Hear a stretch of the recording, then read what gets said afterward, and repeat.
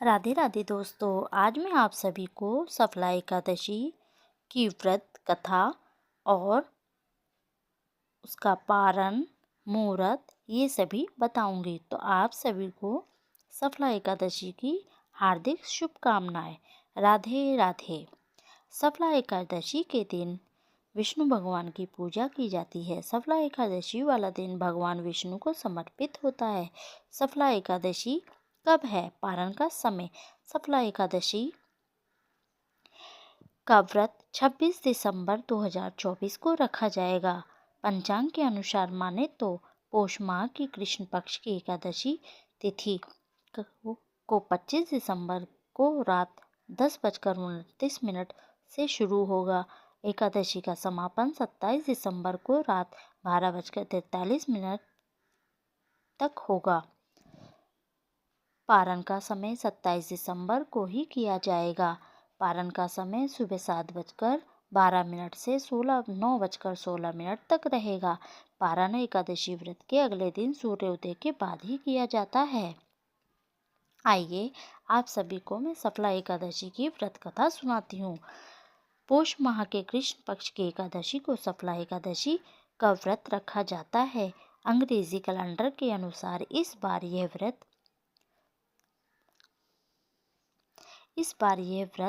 26 दिसंबर 2024 को रखा जाएगा। मातृत्व के अनुसार रखा जाएगा। इसके बाद 27 दिसंबर को ये व्रत एकादशी रहेगी। आओ जानते एकादशी व्रत की कथा। इस बार यह एकादशी व्रत हमारा 2024 में 2 बार पड़ गया है। एक 7 जनवरी 2024 को और एक 26 दिसंबर को।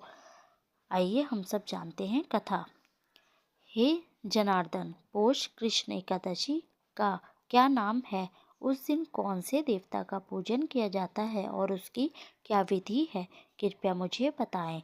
भक्त वात्सल भगवान श्री कृष्ण से कहने लगे, हे धर्मराज, मैं तुम्हारे स्नेह के कारण तुमसे कहता हूँ कि एकादशी व्रत के अतिरिक्त मैं अधिक से अधिक दक्षिणा पाने वाले यज्ञ से भी प्रसन्न नहीं होता हूँ। अतः इसे अत्यंत भक्ति श्रद्धा पूर्वक से युक्त होकर करें। हे राजन, द्वादश युक्त पौष कृष्ण एकादशी का महत्व तुम एकाग्र चित्त होकर सुनो।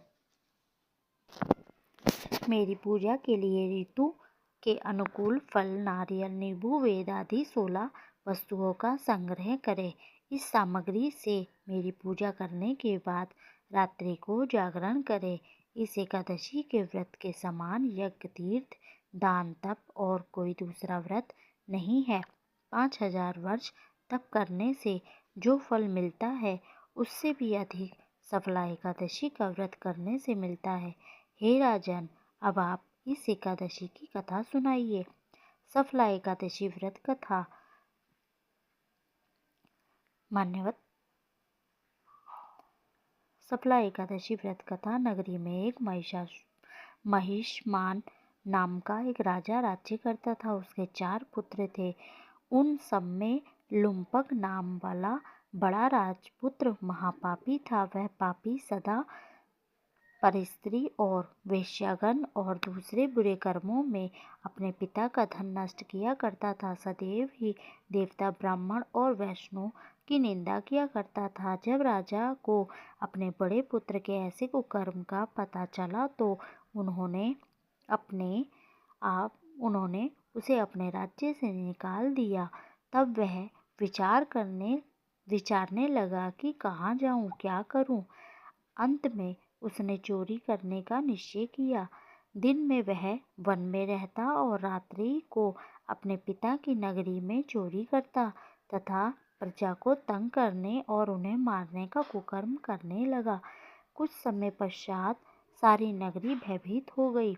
वह वन में रहकर पशु आदि को मारकर खाने लगा।